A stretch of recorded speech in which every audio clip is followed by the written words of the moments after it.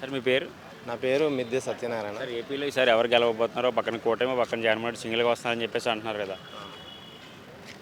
సింగిల్‌గా వస్తా అని జగన్ గారు అన్నప్పటికిని, జనాలు ప్రతి 5 సంవత్సరాలకు ఒకసారి కొత్త గవర్నమెంట్‌ని ఏర్పాటు చేసుకున్నప్పుడు పోటాపోటీగా మంచి చేయాలనే ఉద్దేశం ఉంటది వాళ్ళకి. ఏకతాటిగా రెండోసారి, మూడోసారి అధికారం కట్టబెట్టినప్పుడు ఏమైతదంటే జనాలు నష్టపోతారు. మాకే ఖచ్చితంగా ఓటేసిర్రు, మేము చేసే పనులు నచ్చి ఏసిర్రు అనుకుంటారు.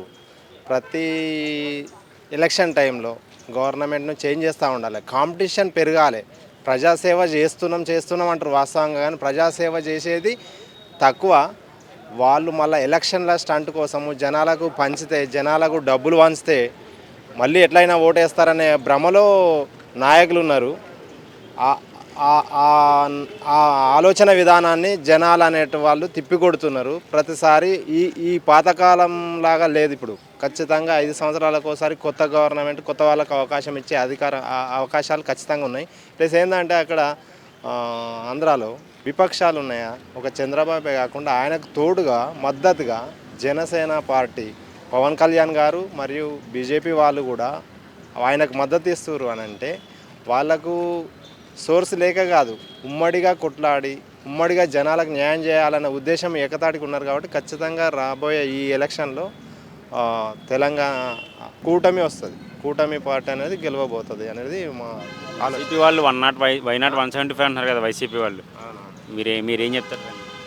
వాళ్ళకు వస్తే ఒక మంత్రి పదవి ఇప్పుడు ఎక్కడ కానీ సార్, ఆంధ్ర కానీ తెలంగాణ కానీ సీఎం పదవి ఎక్కినటువంటి వాళ్ళు కుటుంబంలో ఒక తండ్రి పాత్ర పోషించాలి వాస్తవంగా. వాళ్ళకు మంత్రి పదవులు ఇచ్చే వాళ్ళకి, మంత్రి పదవులు చేసే వాళ్ళు మాత్రం వాళ్ళ నియోజకవర్గాన్ని ఎక్కువ అభివృద్ధి చేసుకుంటారు. ప్రతి రూపాయి కూడా ప్రతి నియోజకవర్గానికి, మన పార్టీ గెలిచినా గెలవకున్నా నిజాయితీగా పనిచేసే ఒక సీఎం ఖచ్చితంగా ఉండి ఉంటే నిజంగా ప్రతి నియోజకవర్గానికి సమానమైన డెవలప్మెంట్ చేసినప్పుడు వాస్తవంగా ఒప్పుకుంటారు జనాలు. అట్లా కాకుండా మంత్రి ఉన్నాడు కాబట్టి ఇటు చేసిండు, అంతకుముందు వాళ్ళు పట్టించుకోలేరు, మేము ఉండి చేసినాం అది ఇది అని చెప్పి ప్రగల్భాలు చెప్పుకోవడానికి అది పనిచేస్తుంది తప్ప నిజంగా సమానంగా వర్క్ చేయాలి, సమానంగా డెవలప్మెంట్ చేయాలి వాళ్ళు సమానంగా అనేది ఏం చేస్తారు, ఈ స్కీములు ఉచిత స్కీములు అనేది అందరికీ వర్తిస్తూనే అంటారు. కానీ ఇప్పుడు రోడ్లు కానీ ఇంకా వేరే వేరే స్కూల్స్ కానీ అవి ఇవి నిత్యం మనకు జనాలకు అవసరమయ్యే సౌకర్యాలను కల్పించడంలో వైఫల్యం చెందుతున్నారు అనేది వాళ్ళు గుర్తుపెట్టుకోవాలి. సార్ ఏపీలో అయితే మార్పు రావాలని కోరుకుంటున్నారు. ఖచ్చితంగా మార్పు వస్తుంది. ఏపీలోనే కాక తెలంగాణలో ఆల్రెడీ వచ్చింది.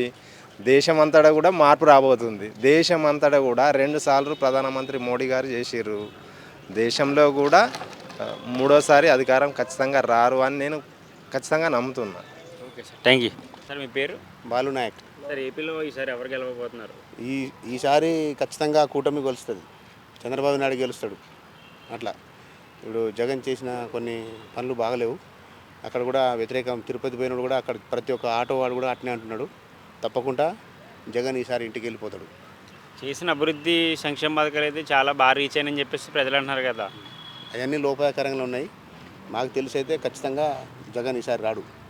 అంతే. ఎన్ని సీట్లు రావు సార్ ఈసారి కూటమికి? కూటమికి మామూలుగా సగం వస్తాయి, కానీ గెలిచేది మాత్రం టీడీపీ గెలుస్తుంది. సర్వేలన్నీ వైసీపీకి అనుగుణంగా ఉన్నాయి కదా, మీరేం చెప్తారు దానికి? లేవండి, సర్వేలు వైసీపీ అనుకూలంగా లేవు. మా అభిప్రాయం మాత్రం ఖచ్చితంగా కూటమి గెలిచాలని ఉంది. గెలుస్తుంది కూడా. అలాగే పవన్ కళ్యాణ్ గారు పిఠాపూర్ నుంచి పోటీ చేస్తున్నారు. ఆయన విజయ అవకాశాలు ఎలా ఉన్నాయి? తప్పకుండా గెలుస్తాడు. అమరావతి రాజధానిగా ఉండాలని మీరు యాక్సెప్ట్ చేస్తారా? 3 రాజధానులు కావాలనుకుంటారు మీరు? అమరావతి కావాలనుకుంటున్నారు. అమరావతి రాజధాని అయితేనే బాగుంటుంది. 3 రాజధాని అంటే దానికి పద్ధతి ఏం లేదు. నేనైతే జగన్ గెలుస్తారని చెప్పి అనుకుంటున్నాను. ఎందుకంటే చేసే పథకాలు కొన్ని బాగానే ఉన్నాయి. ఇంటింటికి వెళ్తున్నాయి పథకాలు. ప్రచారంలో కూడా కొద్దిగా జన ఆదరణ కూడా కొద్దిగా బాగానే ఉన్నది. కుప్పలు వస్తారు జనాలు కూడా. ఈ కూటమి అంటే 2014 కూడా ఈ కూటమి ఒకసారి ఎట్నే అయ్యి కొన్ని పనులు చేయలే, కొన్ని మేనేజ్ చేసిర్రు. అందుకని మళ్ళీ జగనే గెలుతారని చెప్పి సర్వేలు అయితే అట్లా అంచనాలు అయితే అట్లా ఉన్నాయి. గవర్నమెంట్ ఫామ్ అయితే జగన్ అవుతుంది అని చెప్పి సర్వేలో అయితే తెలుసు. మా సీట్లు రావచ్చు సార్ వైసీపీ. వాళ్ళు వై నాట్ 175 అన్నారు కదా, మీరు ఏం చెప్తారు? వస్తాయి, దగ్గర వస్తాయి, దగ్గర వస్తాయి. పైన వాళ్ళది గవర్నమెంట్ ఫామ్ అవుతుంది. మేనిఫెస్టోలు అబ్జర్వ్ చేసి ఉంటారు మీరు 2 పార్టీలు. మీకు కొత్తగా అంశాలు బాగా నచ్చాయా? ఏదో సూపర్ 6 అంటుండే కానీ సూపర్ 6 అప్పుడు ఇవ్వలేడు కదా 2014లో. ఇవన్నీ హామీలు ఇచ్చి 3 పార్టీలు కలిసినాయి ఆ రోజు కూడా. కానీ కాలేదు కదా, ఏం ఇవ్వలేడు.